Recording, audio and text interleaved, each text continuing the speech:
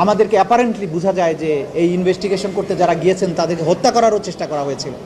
এত সব জটিলতার মধ্য দিয়ে যে কাজগুলো এগিয়েছে সেগুলো প্রতিদিন জনসম্মুখে আসেনি। সেই কারণে অনেকেই মনে করতে পারেন যে তদন্ত কাজ কিছু হয়নি। তো তদন্ত, এই যে মানবতা বিরোধী অপরাধের তদন্ত, এটা আমরা বারবারই বলেছি, এটা জটিল এবং সময় সাপেক্ষ বিষয়। এই ট্রাইব্যুনাল যখন আগের রেজিমের সময়ে ছিল, সেই সময় তারা প্রথম তদন্ত রিপোর্ট দিতে 16 মাস সময় লেগেছিল তাদের। সেখানে ঘটনা ছিল তুলনামূলকভাবে অনেক অল্প, সাক্ষী ছিল অল্প।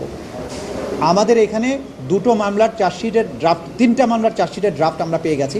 একটা হচ্ছে চানখারপুল, একটা আশুলিয়া, আর একটা হচ্ছে শেখ হাসিনার বিরুদ্ধে যেটা মানবতা বিরোধীর কমান্ড রেসপন্সিবিলিটির মামলা, সেটারও ড্রাফটটা আমাদের হাতে এসেছে, যেটার আরও ফার্দার কাজ চলছে। খুব সাহসী দুটো চূড়ান্ত রিপোর্ট আমরা পাবো এবং এই মাসের মধ্যে অন্তত দুটো মামলার ফর্মাল চার্জ হয়তো দাখিল করা সম্ভব হবে।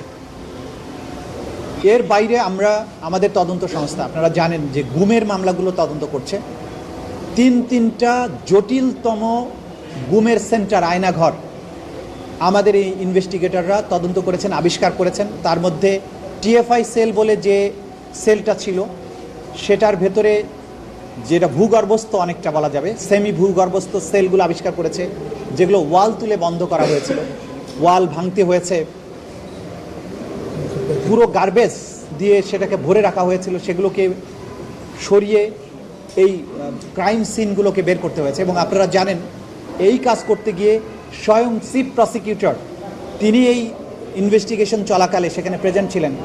এবং আমরা যখন না বুঝে সেখানে বোমা ফিট করা ছিল, সেই বোমাগুলোর সাথে টাইমার সেট করা ছিল। আমাদেরকে অ্যাপারেন্টলি বোঝা যায় যে এই ইনভেস্টিগেশন করতে যারা গিয়েছেন তাদেরকে হত্যা করারও চেষ্টা করা হয়েছিল। এত সব জটিলতার মধ্য দিয়ে যে কাজগুলো এগিয়েছে সেগুলো প্রতিদিন জনসম্মুখে আসেনি।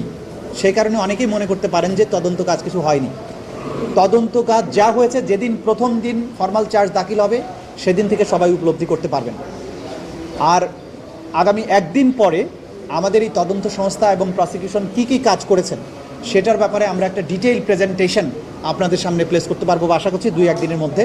সে ব্যাপারে এই ব্রিফিং শেষে আপনাদের মধ্যে যারা শুধু রিপোর্টার তারা এসে একটু আমাদের কনফারেন্স রুমে বসবেন, আপনাদের সাথে আমরা কথা বলতে চাই। তো মোটা দাগে কথা হচ্ছে, হিউজ পরিমাণের কাজ হয়েছে। লয়ার হিসাবে প্রসিকিউশন টিমের কাজ হচ্ছে, যখন ম্যাটেরিয়াল চলে আসে, তদন্ত রিপোর্ট চলে আসে, তাদের কাজটা কোর্টরুমে শুরু হয়। কাজেই আমাদের যারা এই মামলার আসামি তারা নানানভাবে এই বিচার প্রক্রিয়াকে প্রশ্নবিদ্ধ করার জন্য চেষ্টা করবেন। আপনারা দেখছেন দৈনিক ক্রাইম সিন।